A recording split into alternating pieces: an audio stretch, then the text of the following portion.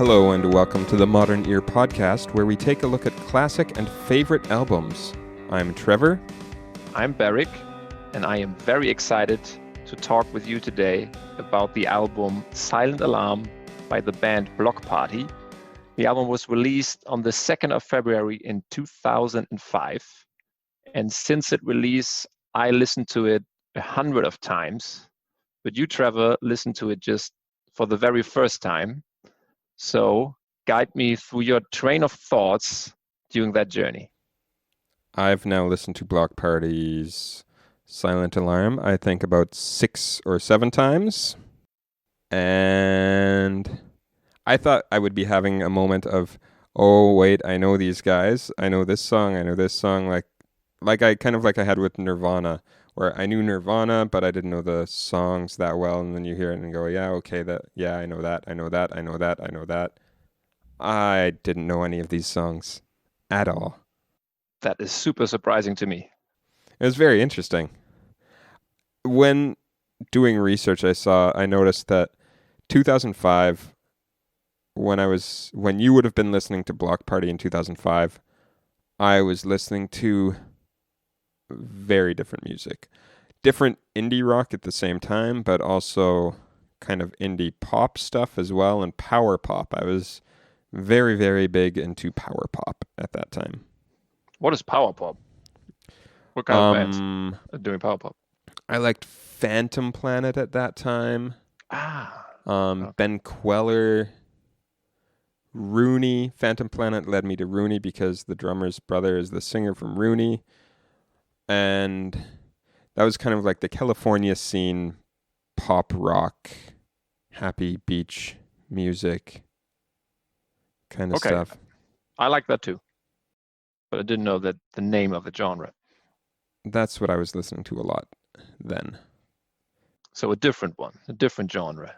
A different genre, but still indie rock as well, like Spoon. I love Spoon, still love Spoon. But I honestly never listened to Bloc Party. I think I saw pictures of them places. I knew of them, but I don't think in Canada, for me at least, the big British wave of the indie rock that came in the early 2000s, I didn't really notice it, other than Franz Ferdinand, who came out around the same time as Bloc Party. I first heard the Editors when I moved to Germany, or when I started dating my wife. So in 2008, I think I first heard the Editors for the first time. That's interesting. Maximo Park, I don't know if I've still ever heard Maximo Park. Wow.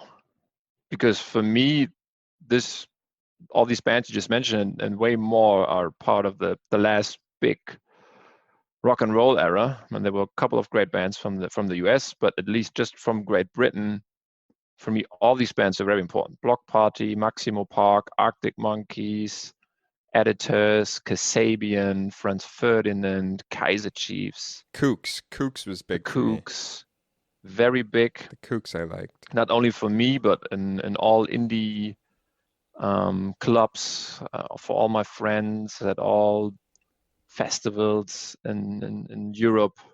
Super big. That's also though when I was on tour a lot. So it was when they came out, I was studying and starting to get into the live music industry. There I listened to a lot of Canadian indie rock, like the New Pornographers or AC Newman, and I think it was more kind of local based with what I was listening to. Like I have a few indie rock Winnipeg bands that you've probably never heard of that I think they released like maybe 2 albums, but still indie rock, and I kind of was into that scene because they were local. I had a friend who had a indie band that I would go to all their shows. We'll cover them sometime. That would be fun. That's good. So I can discover them. But that means for Bloc Party, you had a totally blank canvas in front of you. Completely blank canvas. And how's the canvas looking now? I don't think he can sing that well, at least on this album. I learned some more after researching. After the first listen, I wrote down, I don't really like these vocals at all. especially on the upbeat songs, good, but on the slow songs, I was like, just I had to listen to it, but on like after listening to it the first time, I would honestly skip the slow songs. I would listen for a moment to see could if I could get into it. I'm like, no, skip. Because you don't like his technique or how he uses his voice, or I don't like. Yeah, I don't. I don't think it's the technique. He just can't sing. wow, you really have it with the singers. You just said at the first episode you don't like the voice of Kurt Cobain, and you saying Kelly from Bloc Party can't sing. That is that are hot Dude, he takes. had to take singing. He had to take singing lessons for this album. You researched that? It says it. Okay. Yes, he took singing lessons. He couldn't sing, and he had tonsil issues. So, it kind of makes sense. I don't know. I didn't listen to any newer songs where they're slow. They had like one slower paced song that I didn't mind, but most of them I didn't like. I liked This Modern Love. I actually liked, which is strange because I wrote down, I didn't know which were their hits. I wrote down, is this their big song? And it never got released as a single or anything. No, it became quite popular, and I think the TV show How I Met Your Mother has a big impact on it, because when you're watching the first season of How I Met Your Mother, the very final scene where the show for the very first time getting away from the comedy part and it's getting very emotional. There's the scene when the main actor Ted Mosby went to rob him, where he wants to get with her together all the time, standing in the rain, and all the time This Modern Love is in the background.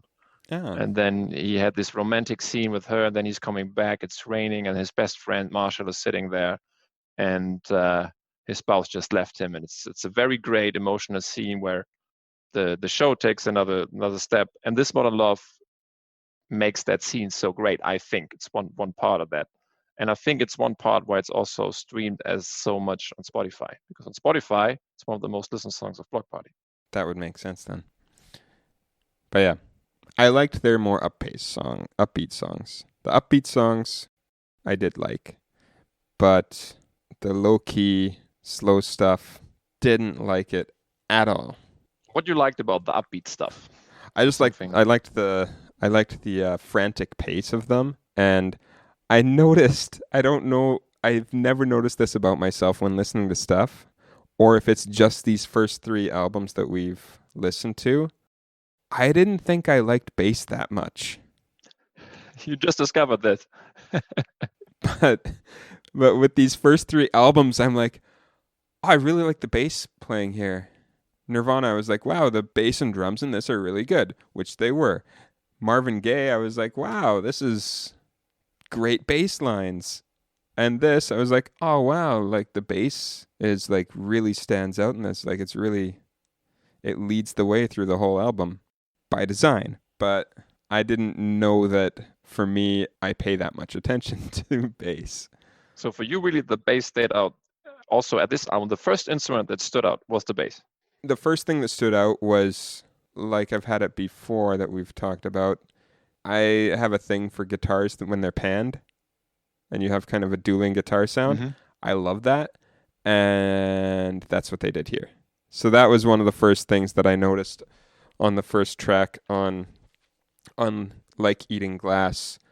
I could hear like the guitars bouncing, like playing back and forth, and I really liked that. And that was the very first thing that I noticed. But after that, it was the bass line. Mm-hmm. Interesting. And on my very first listen, I used different headphones than I normally do, and I couldn't stand the drums. And then upon further research, I was like, what? This doesn't make any sense. So I listened again with my normal headphones and was like, okay, yeah. That makes more sense. That sounds the way I kind of expected it to sound.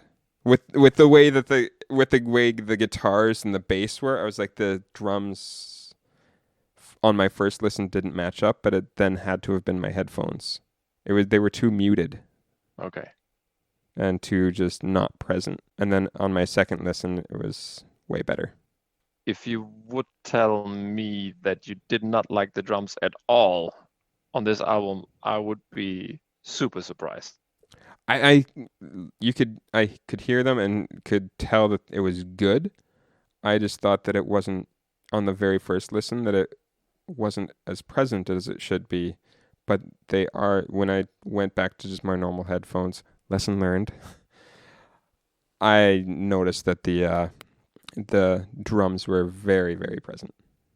And do you had a clear favorite song at the first listening? Was it This Modern Love? Or was it just that you thought that it's the biggest hit? I thought that was maybe the biggest hit. My first listen favorite track was probably She's Hearing Voices. So the one right before This Modern Love. Which is a very important song for the band when you're going into that, all the details about the history we can go later to. Yeah. But that was my favorite one on the very first listen. My least favorite ones on the very first listen were, what are all the slow songs? Blue Light, So Here We Are, Plans, and Compliments.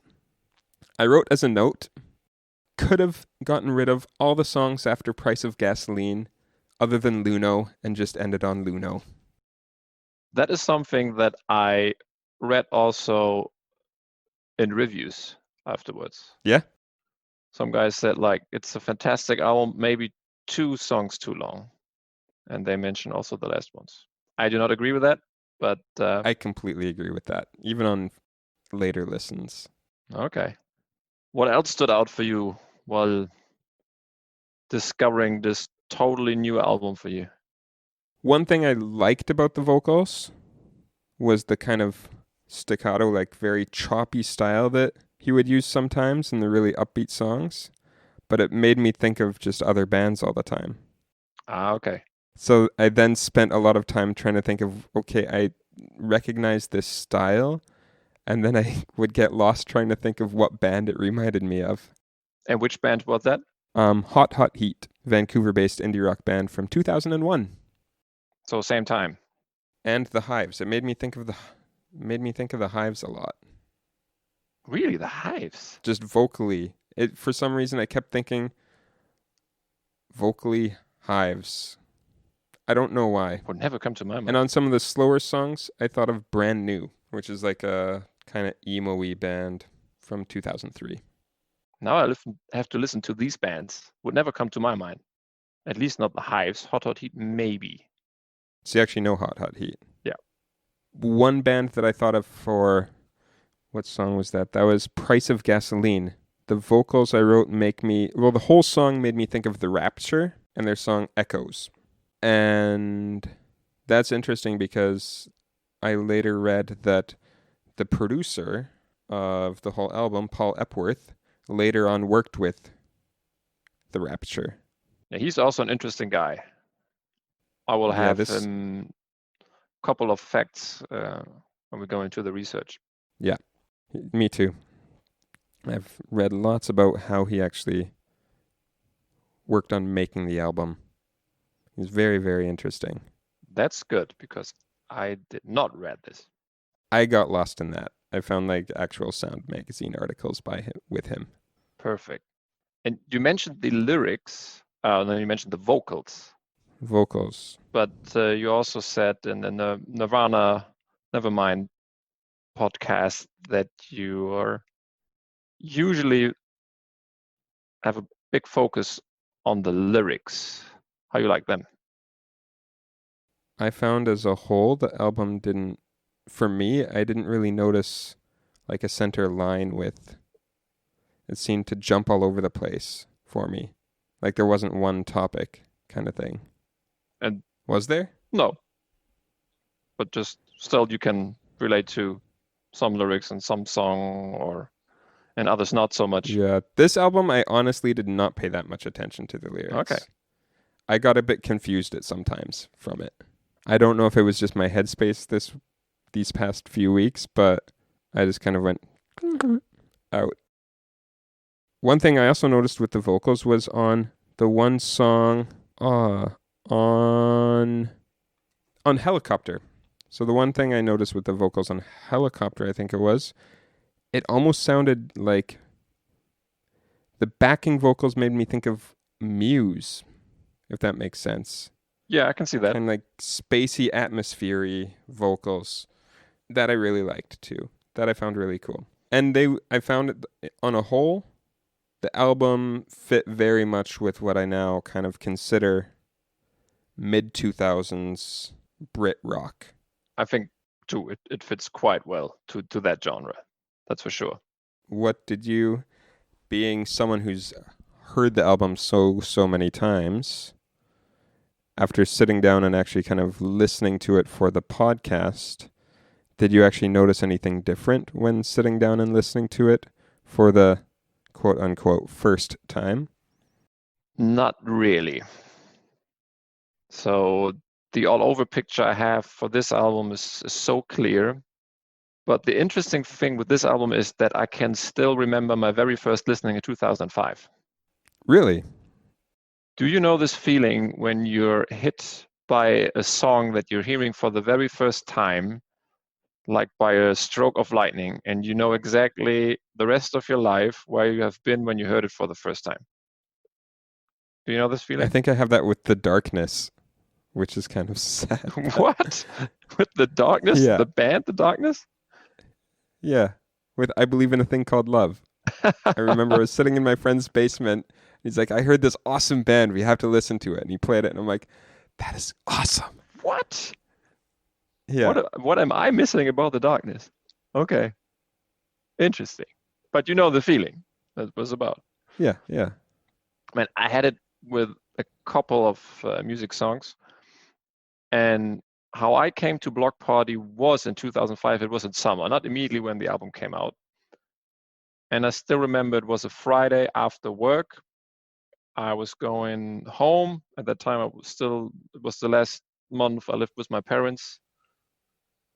Laying on the bed and turned on MTV. And at that time, MTV was still playing music, at least some of the hours. Sometimes. And there was a great German VJ, Markus Kafka, had a show that called What's New in Music, something like that. And one of the songs he introduced me to was The Pioneers from this album. And I fell in love with that song immediately.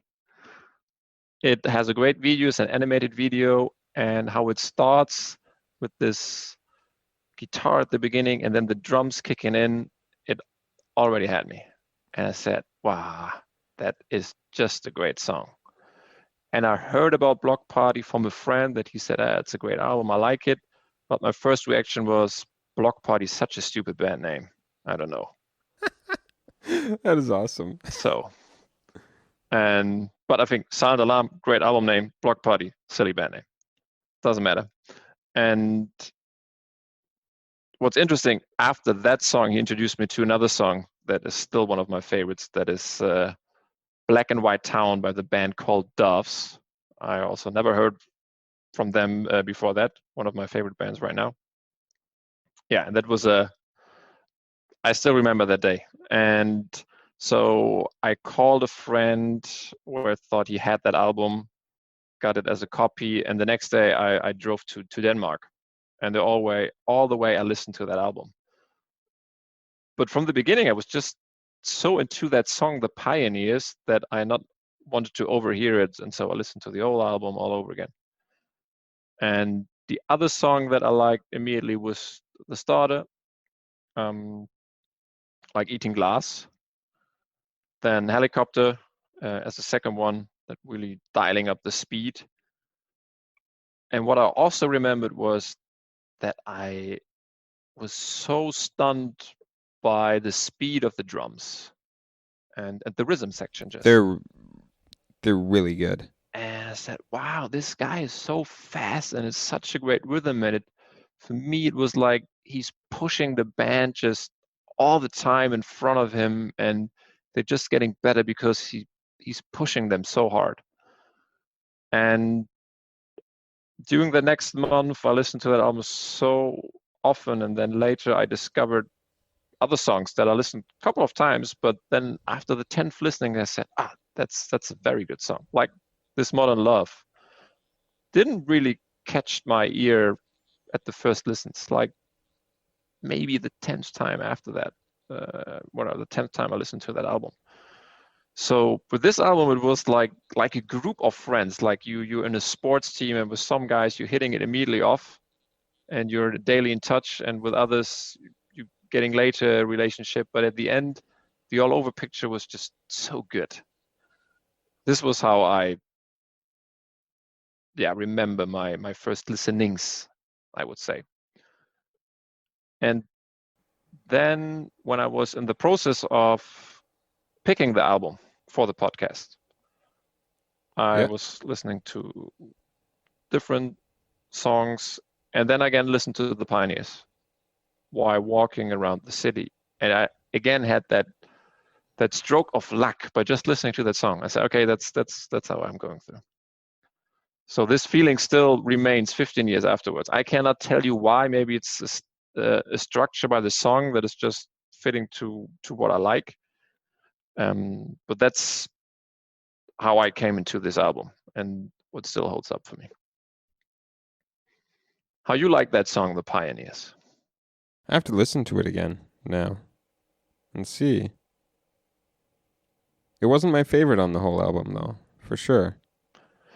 And now when I listened to it again, I immediately said, okay, great start, like eating glass. So the last time was Marvin Gaye, What's Going On, and never mind, we both agreed that the biggest hits are the opener of the album. I think Like Eating Glass is not the biggest hit. No. It's Banquet or Helicopter. But then it dials up the speed again with Helicopter. Then I thought the weakest song is Positive Tension.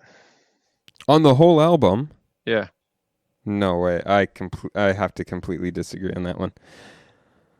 And then it gets up immediately with Banquet. I like the slow songs. I really like Blue Light. Really, that is my least favorite song on the entire album. I just like the atmosphere of it.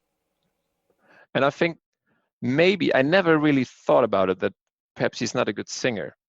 But for me, it describes quite well that there's some people that maybe don't have the great voice or technique, but they're still making great music. And there are some guys who are super talented, but still making shitty music.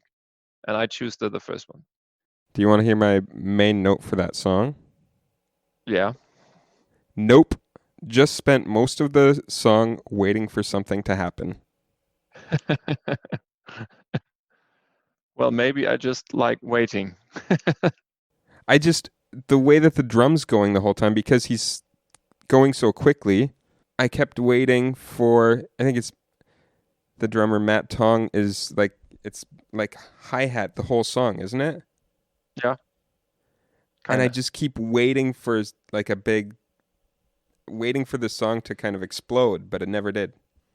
And I like it that it never did. I think it just frustrated me a lot. Because the first 4 songs are like power, power, power, power, and then super slow. And that's what I like. And I was waiting for I'm like, okay, they did like power, power, power, power, power. Not gonna just go like completely dead. And it was completely dead, and I did not like it. And that's really what I like, that it slows down. They're hitting the brakes. And there's this atmosphere song, and I say, okay, what's going on here? And then they're dialing up the speed again. They didn't just hit the brakes. They like slammed on the brakes because they were about to hit like a small child or something. And then they hit the child and they were sad, and it was all depressing. Okay. So when I'm hear you talking about this, were you confused about how much I like this album when you heard it for the first time? A bit, yes. But then I was trying to think of Beric in 2005, who I did not know, and thought maybe it's a nostalgic thing. Because I have nostalgic albums that I still love, and if we cover them someday, you'll be like, why does Trevor like this? Like the darkness, maybe.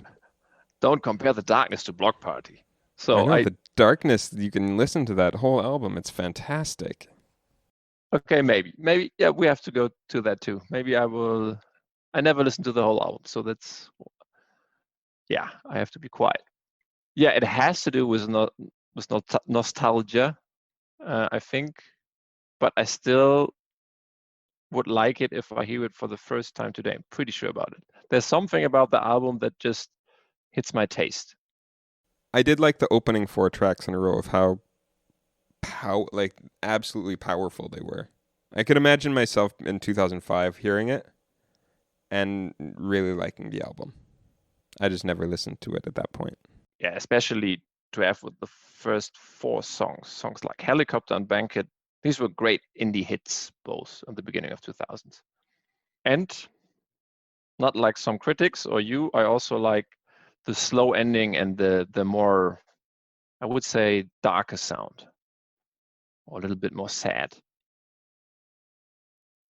to I don't slow like down. sad music. Ah, you really don't, right? You also I don't don't. like Interpol, right? No. Love them. I don't like sad music at all. I want music to make me happy. I had Sad my music. emo phase. That was high school. I don't need it now. It's not like we're going to be listening to the Dashboard Confessional or anything while we're doing this. I still like it, but it also doesn't bring me in that same status like the singer. It's just the all over atmosphere that I like. I like the frenetic vibe from this album, but the slow stuff, not for me. It's the this sad music does not do it for me. Okay, then I understand it a bit more. You don't like. So Beric, after your new first listen, did you actually listen to it at the beginning before reading about it? Or have you just heard the album so much that you kind of just skipped that? I kind of skipped that. Yeah. I was wondering about that. I'm wondering about that for myself for the next album Yeah. that we'll be doing because I've heard it so often. I think I'll still listen to it though. I listened to a couple of songs, but not to all songs before I made the deep dive. Did you learn anything new upon the deep dive that you didn't really know about Bloc Party already? Yeah, but it was not really about the band. It was more about the producer, as mentioned. I did not know that this was one of the first bigger album that he produced. I did not know that he also produced the debut of Maximo Park, that, as mentioned, became at the same time quite big, and that he had a great career since. What stood out for me that he produced and also co-wrote Adele's Rolling in the Deep I was about to say and that. Yeah. Skyfall. Yeah. Two Crazy, right? super big hits. He won Oscars with that. Two of the biggest hits of the last decade. And I didn't expect it at all. That really blew my mind. Yeah, me too. Before reading about it, I had never really heard of him, which makes sense because I didn't really listen to Bloc Party or Maximo Park. Those were the first 2 big bands that he produced. And that surprised me as well that I never really had a deep dive on the producer, because usually when I love an album so much, I like to go more into detail. Yeah. But I never really, you could ask me before this process who was the producer, and I didn't know. No, No. I was wondering that. And that was also interesting for me. I have a feeling that a lot of our deep dive might be about the producer. Did we actually mention his name? Paul Epworth? Yeah, I think we did. He also did the Future Heads in 2004 and 5. So he did Maximo Park, Bloc Party, and the Future Heads. Do you know the Future Heads at all? I know them, but I don't have a song right now in my mind. I don't think I know them at all. And the mixer, the guy who mixed the album, is called Rich Costy, or Coasty. He has a hip hop connection for us. Oh. He mixed Jurassic 5's Quality Control.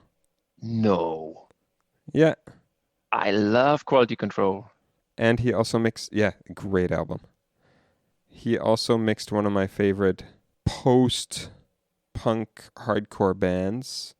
I think they only have one album. This is also an album I remember exactly when I was listening to it the first time. It's a band called Rival Schools, United by Fate. I still listen to this album sometimes. No clue at all who that Yeah, is. it's I think it might be very obscure, but I remember exactly when I listened to the album the first time. I listened to it. I thought this album is awesome. I bought T-shirts from the band. I absolutely loved the album, so it was pretty cool seeing that guys that worked on this album also worked on that. So the same guy that mixed Quality Control by Jurassic 5 mixed Bloc Party Silent Alarm. That's Yep. great information for me and for a couple of my friends. Did you know ahead of time that they had that Bloc Party had turned down a deal from Parlophone Records in No. Great Britain? That I found interesting because they wanted to stay very indie and have control, which is why they went to Wichita Records, who at the time had Bright Eyes and the Yeah Yeah Yeahs, and were very well known for kind of keeping their distance and letting the bands do their thing. Also very cool bands, both of them. Yeah. Like them a lot. With the recording process, Bloc Party really wanted to explore different sonic territories, different sounds, and escape away from the straightforward guitar rock sound that was out in the early 2000s. They came with like bands like The Strokes, like we've talked about in basically every episode so far. I think that you can actually hear that they tried to do something different. Even bands from that area like Franz Ferdinand, who they did their first big gig with Franz Ferdinand as well, opening for them. You can tell a difference between, or you can tell a difference. You can tell that they attempted to do this. Totally. I think so too, that you really hear that they try to do something different. Also like other bands that came out, Arctic Monkeys was a super big at the time. They were also more related to the guitar sound. Yeah, I do agree that they tried and also really arranged a different sound. That falls into Epworth and his work on the album, I think.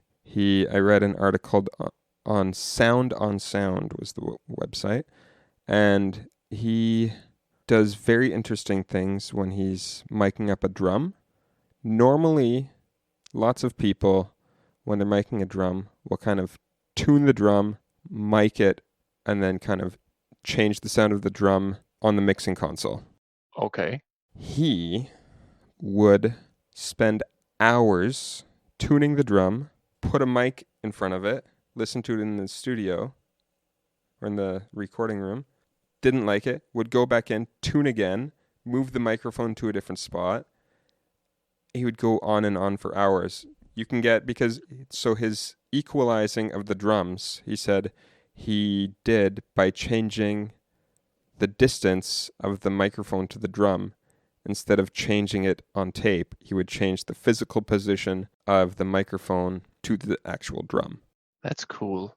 Do you figure out that he was doing this because the drums were so important for Bloc Party, or is that something that he generally has a huge focus on the drums? That's a huge thing for him. Okay. Everything I read was that's his thing.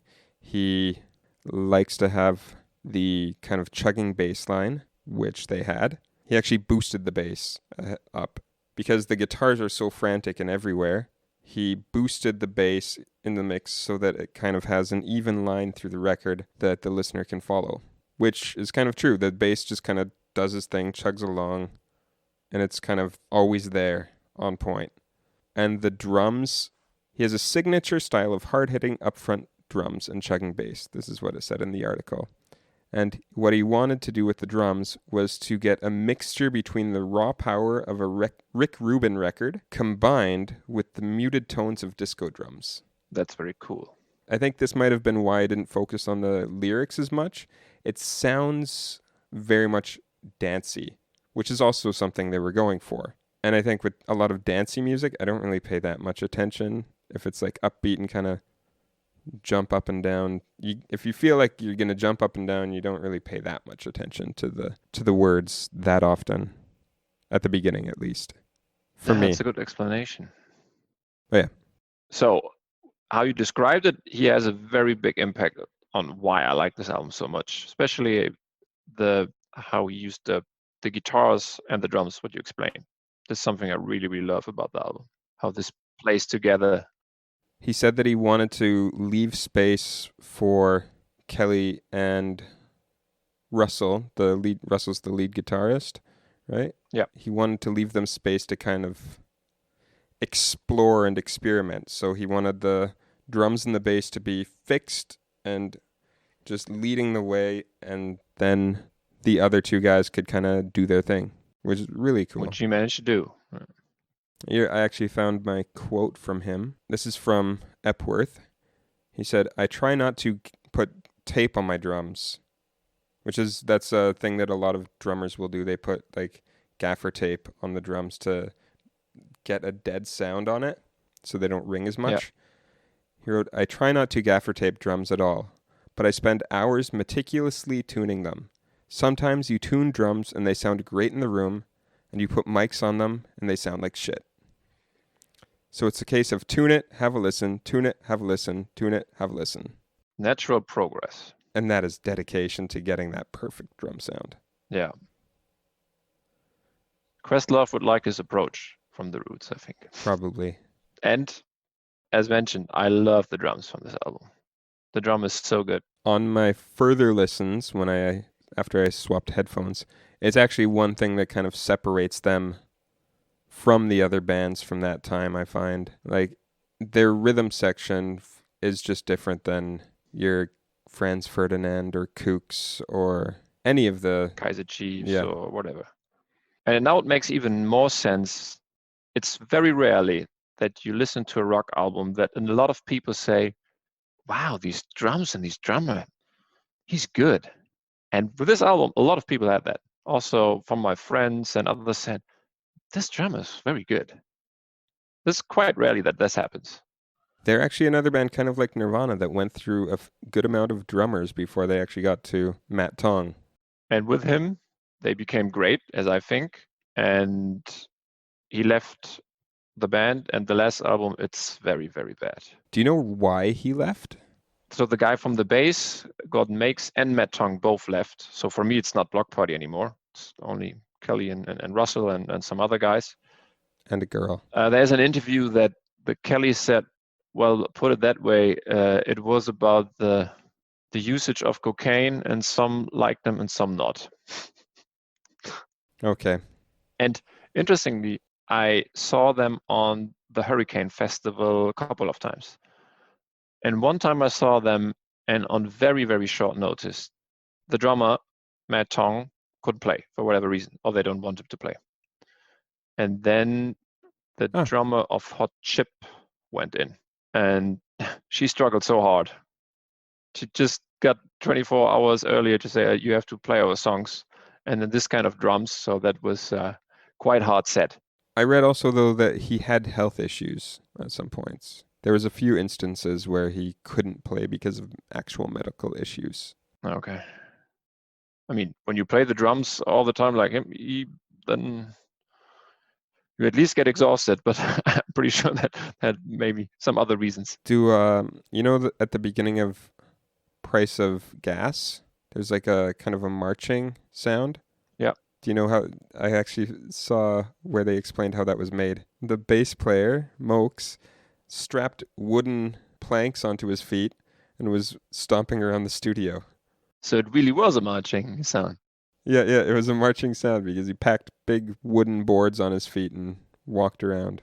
Oh, that's cool. Well, that's really good to hear about the real process, what's happening in the studio and all that stuff.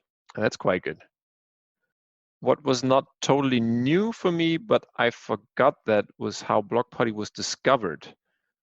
And the story is that Kelly had a tape of the song you mentioned that you liked a lot, She's Hearing Voices, and gave it on a concert of Franz Ferdinand to Franz Ferdinand and the radio legend Steve Lamacq.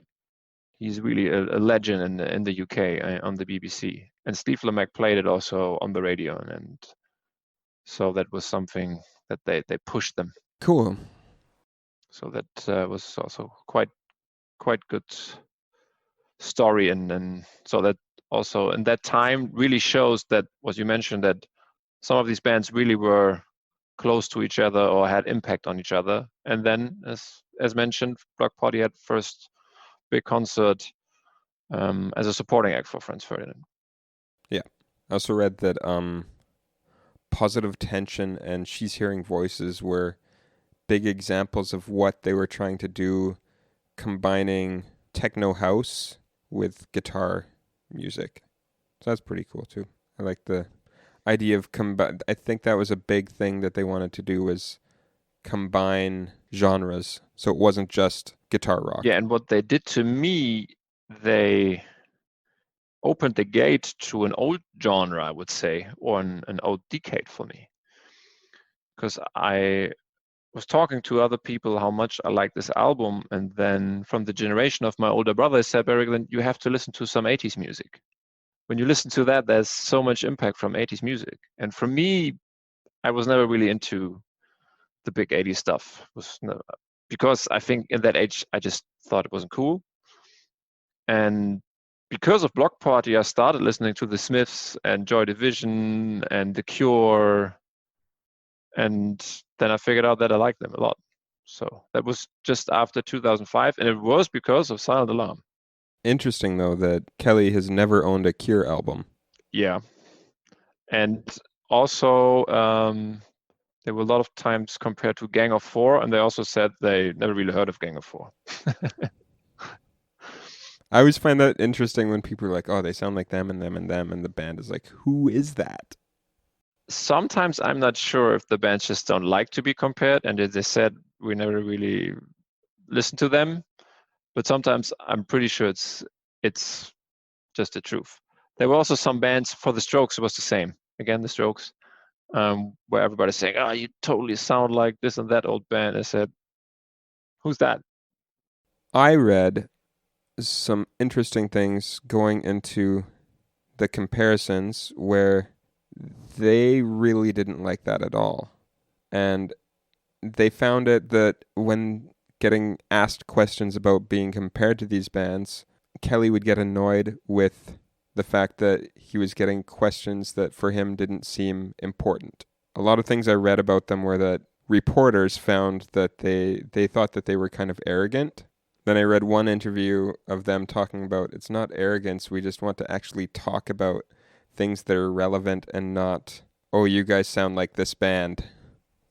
And they said they were shy, which shy can kind of seem arrogant sometimes. And yeah, but that's true. Kelly, when you see him on the stage, he has a very nice presence, but still seems kind of shy. So it's I can relate to that, and I especially get it when that you don't like to be compared to bands that are also right now big in business. When you be compared to older ones, okay, I get it. But when you're just coming out and you immediately get comparison to the other band that just came out, or so I get that. But also bands very often are not so easy to be interviewed, I think. Yeah.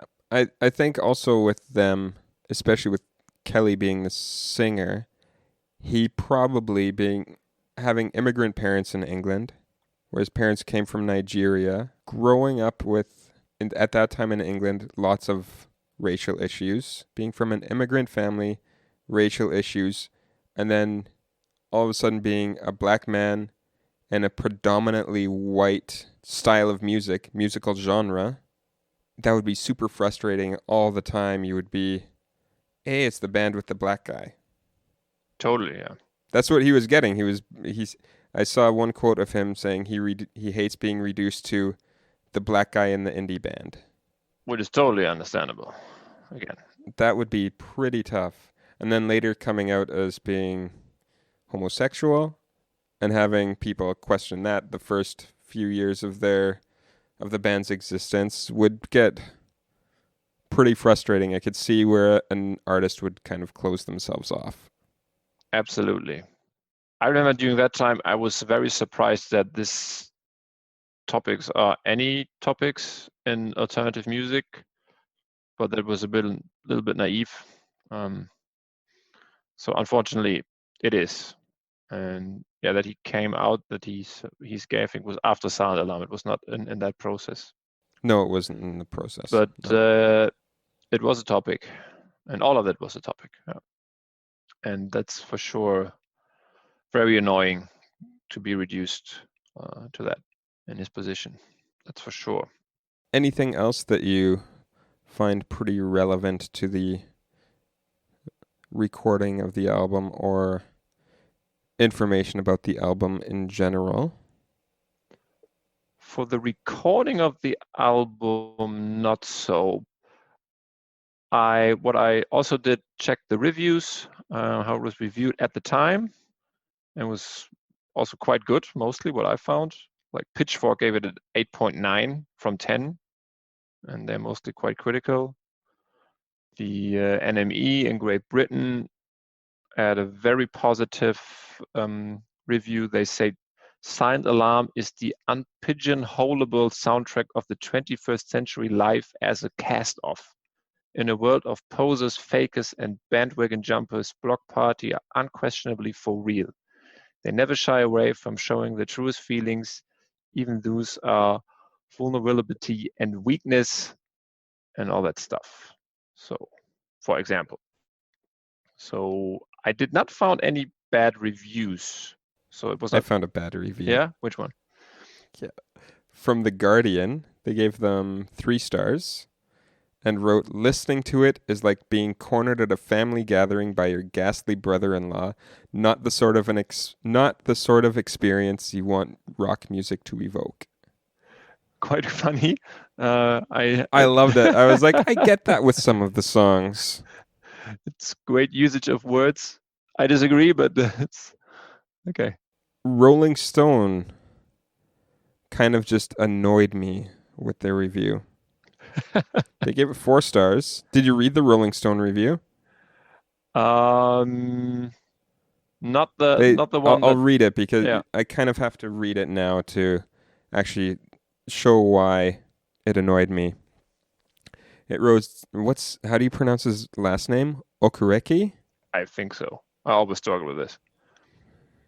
So singer Okereke is black and Tong is of Asian descent, and together with their pale mates, they distill 25 years of spiky British rock, from The Cure to Blur to Hot Scott's Franz Ferdinand. Silent Alarm is dance rock, but highly caffeinated.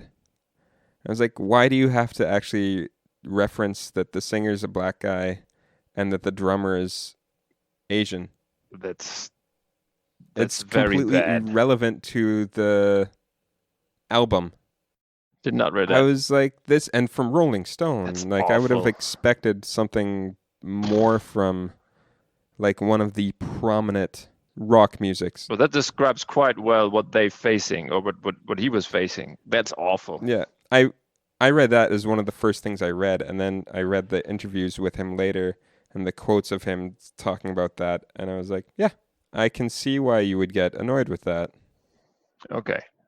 No, I did not read this one. I only saw that they gave it a good star rating in this case. Good for me that I didn't read it. You would have been pissed off and burnt all of your copies of Rolling Stone magazine. Which I don't have. Exactly.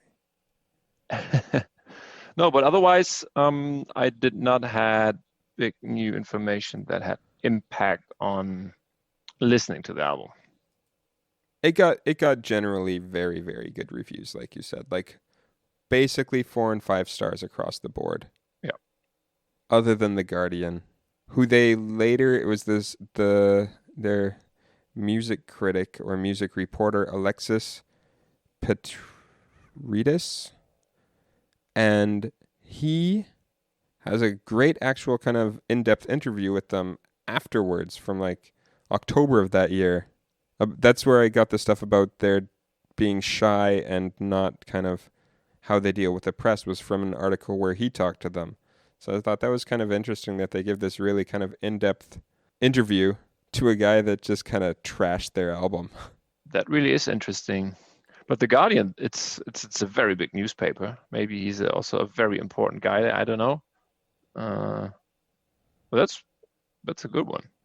So, final thoughts on the album. We know what your favorite song is, don't we? Yeah, Pioneers is, I'm guessing, still your yeah. favorite. The Pioneers is for sure my favorite song, and afterwards is This Modern Love. This section is for me the best one, and I have also strong feelings, I would say, about Banquet and Helicopter. Just remembering partying with my friends and in the tower, name of a club in Bremen, to that kind of songs, going to the concerts and celebrating to that. But really, the Pioneers and This Modern Love are my favorite ones. I think Helicopter, after reading some more and listening more with the proper headphones, Helicopter kind of is probably my favorite. That really is a good one. After you read all the information about the production, did that change something big for you? It more just confirmed stuff for me. It like I already noticed that the bass was really far up in the mix and just confirmed that it was kind of that way on purpose. And once I changed my headphones, then I could actually hear the proper way that the drums were supposed to sound. It didn't really, I don't think it changed that much for me after listening to it. It just kind of confirmed what I was hearing. I will now check if this change is still something for me when I'm now listening to it again, because I did not found this information about the production. That would be interesting. And what I also found, and I was quite sad that I, at that time, did not to go one of the concerts. There was a tour when before Bloc Party became big with Silent Alarm, where there was a supporting act in Europe for Interpol, which I also love. That would be a show that you would not like. I was going to say, why do you like such depressing music? It's just really good. Will be fun when we go into Turn on the Bright Lights of Interpol, but not so soon. Please no. So now the album is also 15 years old. It's weird thinking that 2005 is 15 years ago. Yeah, But it is. it is. It doesn't feel like it's that long ago. No, and also for me, it doesn't sound from this album that it's so long ago. But what do you think? What aged the best when you look at this album and that period of time? I think kind of the frantic danceability of the album would still kind of has probably aged the best. I think that would push it forward right now. I think you would have like at the time the main hits were Helicopter and Banquet, right? Correct. I don't think those would be the main hits right now. I think This Modern Love would be the main hit. That could be true. I think if you look at music right now, I feel that would be the one if Bloc Party came out right now as a new band with this album, I think that would probably be the first song that got released. That could be true. Maybe it's just really the time that is the reason why This Modern Love is one of the most streamed songs by them. Maybe. Okay. I think mainly because like the frantic guitar rock, though it's danceable, I don't hear that much in kind of radio nowadays. No, not at all. Do you? For sure not. This kind of music is not on a big scale there right now. No. Indie rock will always have its spot. Yeah. Rock music will always have its spot. But as far as being in the pop area, the guitar stuff just isn't in today's version of pop music as much. No, it's not very popular right now. As you said, it's still always there, but not on the scale like at the beginning of the 2000s. As just mentioned, all these bands we said, these from Great Britain, they were very popular. And in the US, like also the White Stripes, the Killers, the Shins, Yeah. you name it. All of them were a big topic. I was reading that one of the reasons all these bands got popular in the early 2000s was that people were getting annoyed of the jock rock of the late 90s. And so, like, Nickelback kind of stuff. The glazed look on your face says everything. Yeah, And just the normal kind of the way that pop music was going at the end of the 90s. Mainstream music was kind of going downhill there. It was Nickelback and kind of straightforward pop, and hip hop. There was lots of hip hop in the late 90s. for sure. But still, also, the one part is that it's getting popular. The one part is that there immediately was so many bands right at that time that were also so good. And that would be my thought that we talked about Nevermind and its impact, that maybe it also had to do something with it. That whole area that these guys were, I don't know, also becoming teenagers when Nirvana and the last rock stuff before them became big, and Pearl Jam, and that they're getting more into it, or like in Great Britain, Oasis. I don't know. It's not mentioned, for example, by Bloc Party or by the American bands, but I think one thing to consider about this era of music is that this is the Napster era.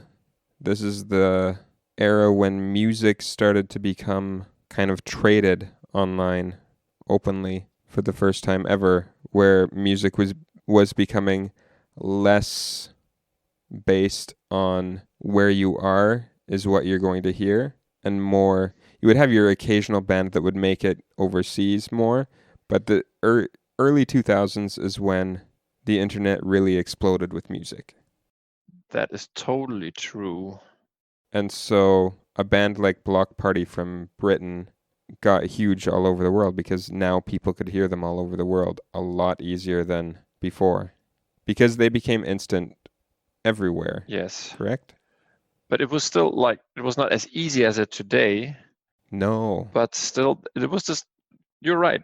I mean, we mentioned them way too often, but it was the same with the Strokes. There was such an hype before they were big, and it was because also of the internet, but still it was not for everybody by click that you could stream them.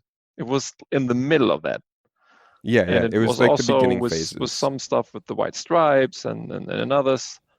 Yeah, that's interesting thought. I think the whole reason all of these bands came out at the same time or around the same time is like we had just said, rock music is always there. It's whether the record companies want to start promoting it.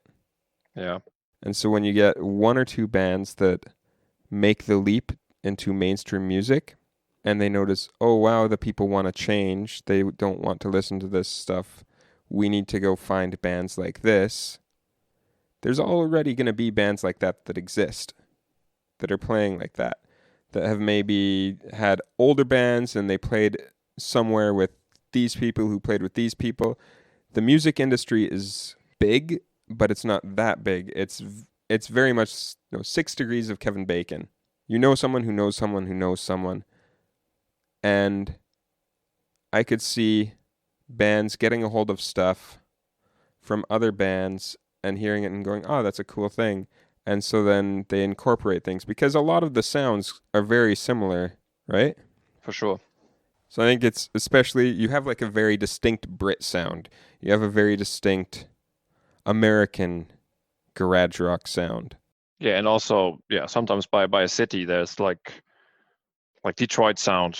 Not only for Motown, also where the White Stripes came from, and they had a similar producer. And when there's one band of that era big, as you said, the industry is jumping off the others.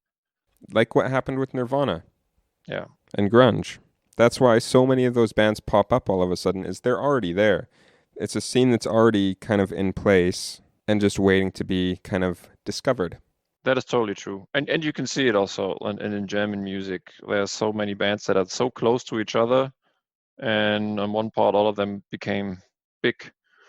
You just need maybe who's the pioneer, and then the music industry are feeding the others. Yeah. That's true. What do you think aged the best from the whole album? As mentioned so often, the way the rhythm section is working and pushing the whole album, even in the slower ones, it's just the most outstanding part for me, and I can still listen to it and enjoy it so much. Just for me, as in person or as personal opinion. Another take that we didn't talk about so far, had nothing to do with the sound. I really like the album cover. I think it also aged quite good. The crisp white. Um, that's the first thing that comes to my mind. And what aged the worst is the band itself. As mentioned, they still call the Bloc Party. They're the only two guys from the original cast in it. The last album was very weak, so the band itself aged quite bad. And for the album, I love it so much. I have nothing that really aged not good for me. What aged the worst for you? For me, the slow songs could have probably been something I would like if I had heard it in 2005. That is a good take for a what if. But I think where I am in my life right now, if I had heard Block Party in 2005 when this album came out, I might have liked the whole album. I probably would have liked the whole album. But where I am in my life right now, I really dig listening to very upbeat, up-tempo music. I think that would be, for me, personally, what might have aged the worst. Because I probably, if I think about it, I probably would have liked this entire album, like the way you do, if I had heard it when it was released. Yeah, you just have now another modern ear. There's so many pictures that going through that, if you like an album or not, the time when you discover it, I do agree. But I think we can also agree that what aged the worst is the article from Rolling Stones about the album. That too. The references to ethnicity of the band aged the worst. That is a very good point. That we can really agree on. Okay, Beric, so to wrap up Block Party's Silent Alarm, since you picked this album, you get to go first. What would you give Block Party, Silent Alarm by Block Party, sorry, out of 10? So I have to give them two numbers. The one is if I try to see it objectively, and as we did with the last albums, what impact it has. By far, it did not have an impact. It was not as important as Nevermind or What's Going On. I don't really know how important it was for musicians today. I know a lot of people who liked it, but for music, I don't know. So I would give it there maybe 6 or 7 from 10. For me personally, it's an absolute 10. As I said, it's one of my favorite albums of all time. It's a bit boring to give such high numbers all the time, but it really is. But in general, I think it's 6 to 7 on the impact of music. And as we mentioned, so many other bands from that time, I think a band and albums that stood out more for most people is Arctic Monkeys, for example, from the British side. Or The Strokes, like we mentioned every episode. Yeah, we have to mention The Strokes way more. On the Modern Ear podcast /Strokes. Have you heard of The Strokes podcast? Yeah. How about you? How about your rating? For impact overall, I couldn't find anything that had information about other artists being impacted by Block Party. Yeah, just a guess. I would give it a 5, maybe even lower. I can see that. For just overall rating of the album, because I don't like any of those slow songs, I can't give it a 10. I would probably give it 7.5. That's better than I thought. What you described. I like the upbeat songs. I like the frenetic, crazy, break out on the dance floor kind of songs. Those are fun. They're really upbeat, and I can see why people loved it at the time, and still do. Still do. Yeah. But the slow songs just didn't like them at all. Okay, but I can live with that. I can live with the 7.5. I think you mentioned it. It's because it gives you a feeling that you maybe don't enjoy with music. And for me, it doesn't make me sad. It makes me just more melancholic, and that's a feeling I like to in some ways. I don't know. It didn't feel sad though. I found them boring. That's even more bad for music. Yeah. It's better to be sad because of music than to be bored. But then 7.5 is quite good, and the rest. The rest of the album was fantastic. Okay, that's I good. thought. That's good to hear for me.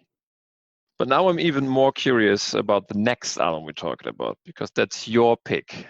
So, as you know, when we were doing a bit of our pre-show meeting, I had a very difficult time figuring out what album I wanted to do for our next episode. Because you like the album so much, we're going to be doing Permission to Land by The Darkness. No, I'm just kidding. No. I went through a lot of things. I was thinking I really wanted to pick a Canadian band, as I come from Canada, or a Canadian artist. My final choice is not a band, it's a singular artist. And I was also torn about doing some hip hop, because we haven't done hip hop yet, and we both love hip hop. Yeah, we definitely do. I decided to steer away from hip hop though, and go for my Canadian roots. And coincidentally, the first concert that I ever saw in Hamburg Stadtpark, where I work most summers, was her. My wife bought me tickets to this concert for my birthday one year. And before I started working for the company I work for, I went and saw Feist play in Stadtpark. So we will be listening to Feist and her album Let It Die from 2004. So we're staying in the mid-2000s, early mid-2000s with some Feist. But totally different music. Do you know the album? I know Feist. I like her a lot. I know a couple of the songs, but not really on a deep dive list. I'll be interested to. This is one where it's the same thing that you had with Bloc Party. I love this album. I can listen to it all the time. I haven't listened to it in a while, so I'm actually pretty excited to have another go around with it. And I'll have some interesting little tidbits about some of the songs and some of the writers of the songs. Very good. I look forward to it. Now, that's it. Yeah. So, thank you for listening to the Modern Ear podcast. Remember to subscribe to the podcast on your favorite listening platform, and remember to rate and review and share the show. You can follow us on Instagram at the Modern Ear podcast, and you can also email us if there's a song, or not a song, an album you think we should cover at some point. Give us a shout. You can post it on Instagram or send us an email at themodernearpodcast@gmail.com. Thanks for listening, and until next time. Thanks, and goodbye.